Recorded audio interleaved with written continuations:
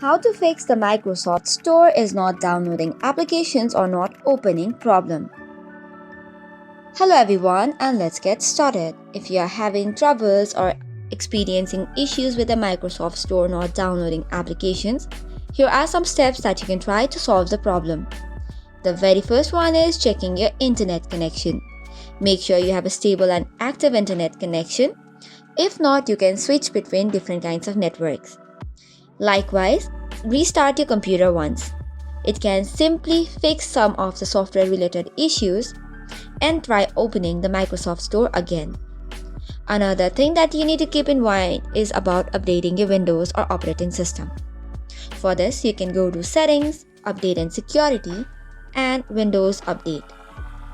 Another thing that you need to keep in mind is to check your date and time settings.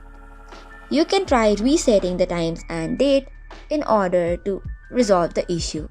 Likewise, another is open Run tab and type in wsreset.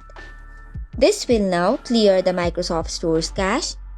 This will prompt you a black screen and then it will restart the Microsoft Store again. This way, your problem should probably be fixed. If it does not, another thing is check for system file corruption.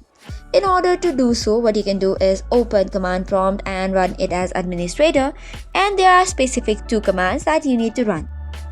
The very first one is sfc/scan now, and the next one is dism online cleanup image restore health. So once this is done, restart the computer and your issue should probably be fixed. So that is all for today's video. For more such contents, do not forget to hit the like and subscribe button.